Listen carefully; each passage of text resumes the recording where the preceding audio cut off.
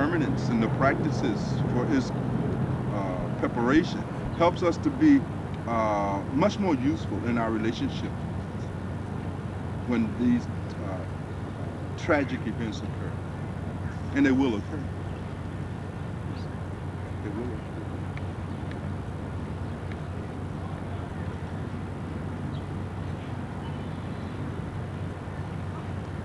Yes, sir.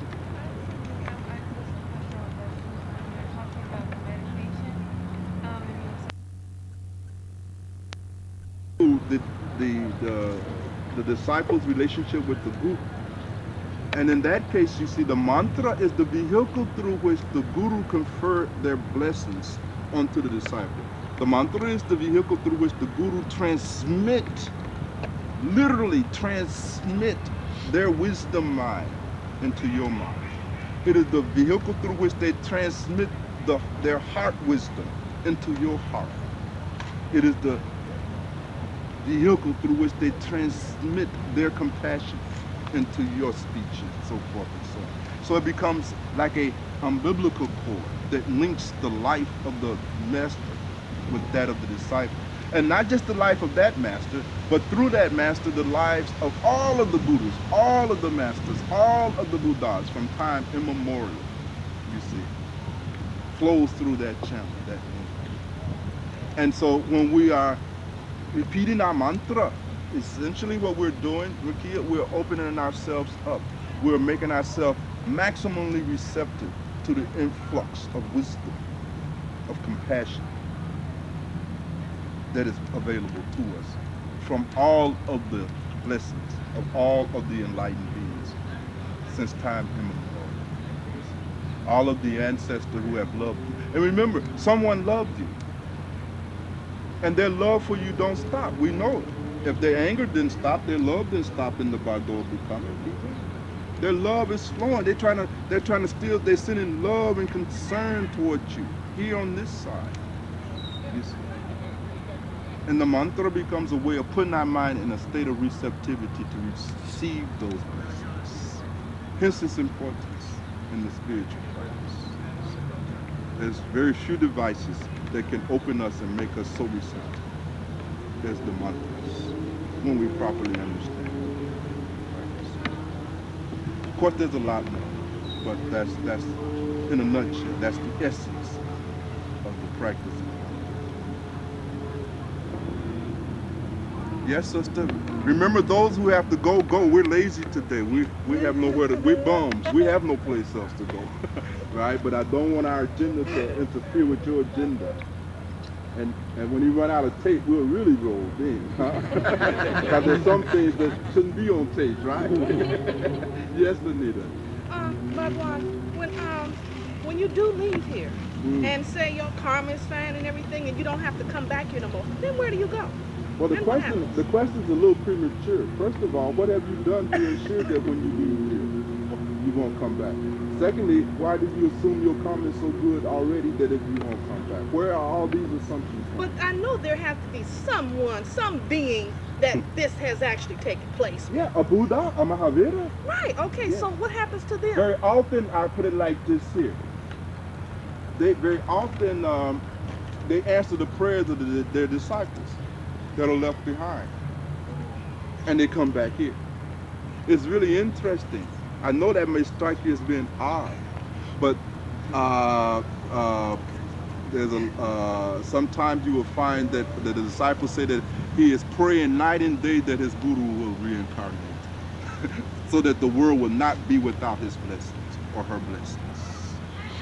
And very often you see these great souls do take this birth back.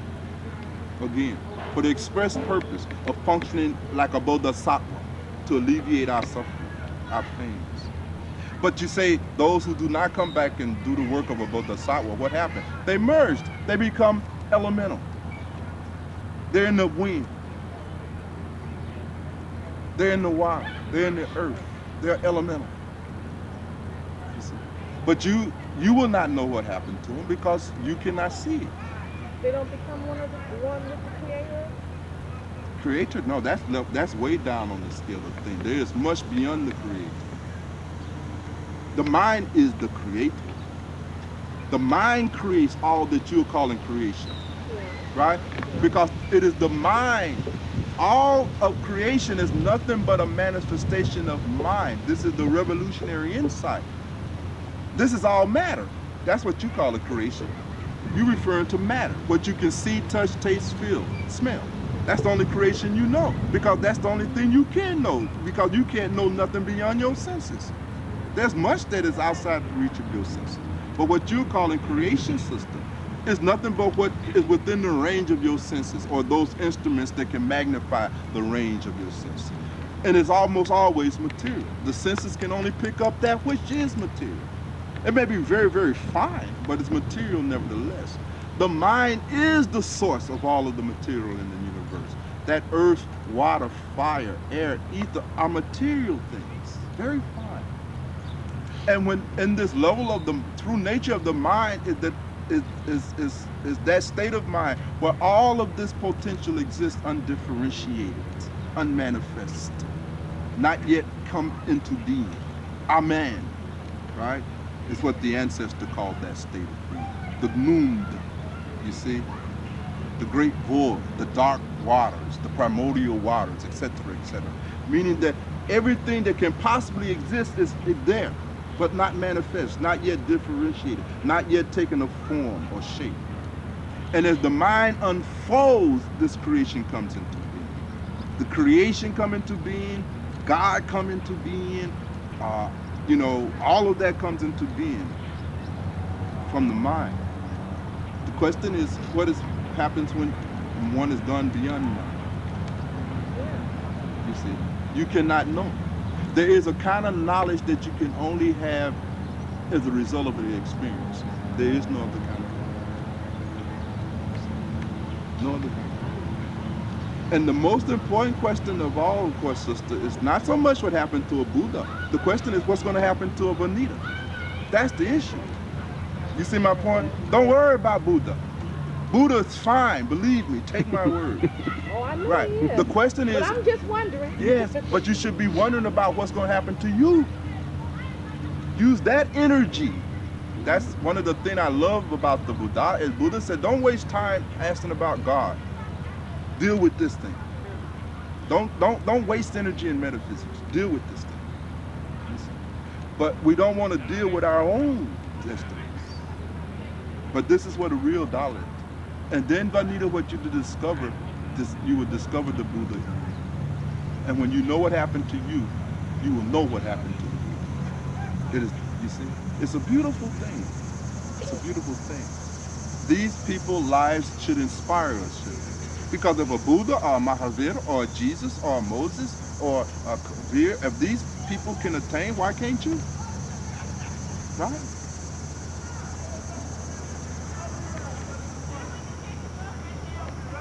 Had enough yet? There's some tough rascals out here today. Yes, Vicky? I wanted to ask a question. You know, when you were saying that all of this is illusion, that our mind created it, but obviously there's different people around. But is it that eventually we're all one mind? Universal mind, one mind, all one.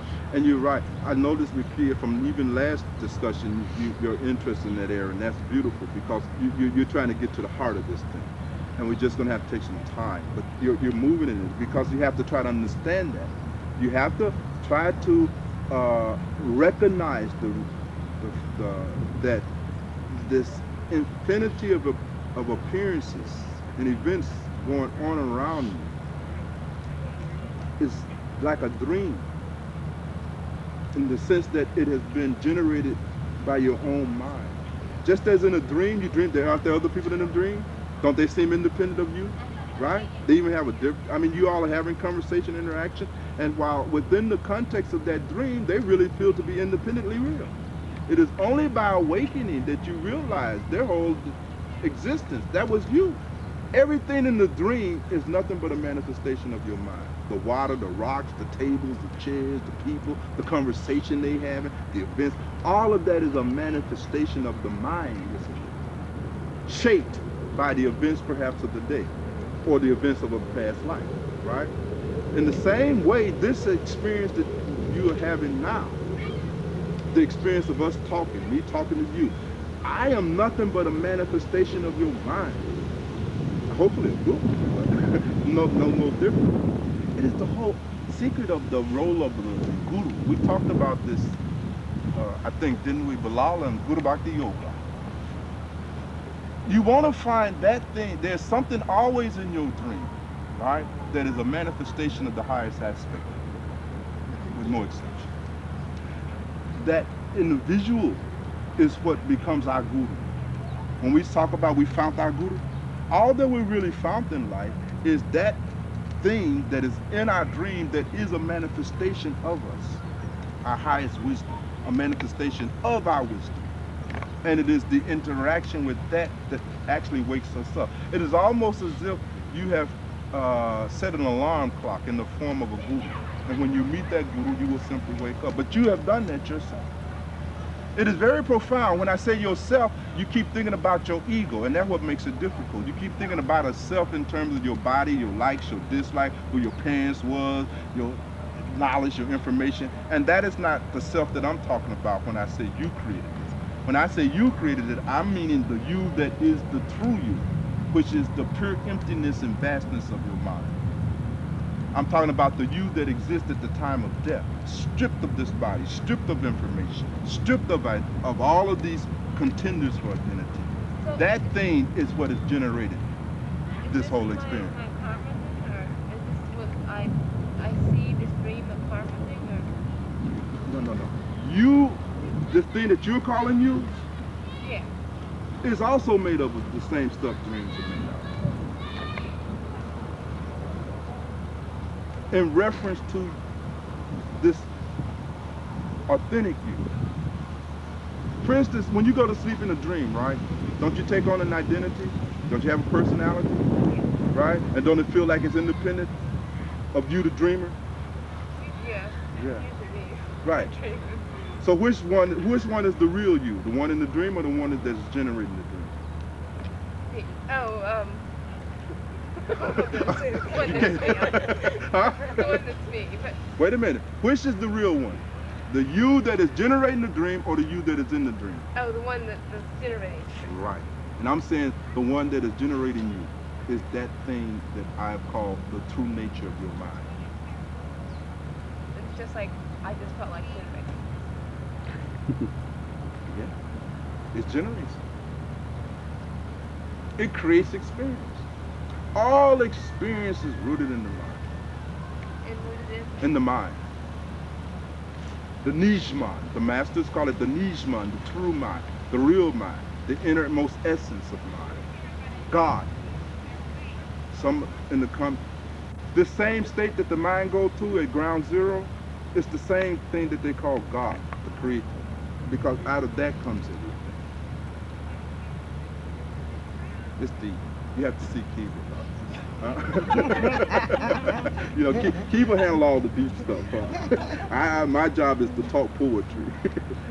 But do you get a sense? It's very hard to understand it intellectually. Well, I just had a. You had a flash for a moment, didn't you? I was thinking when you were talking, I've had experiences of dreaming and then like something. Dreaming I'll be within a upset, dream.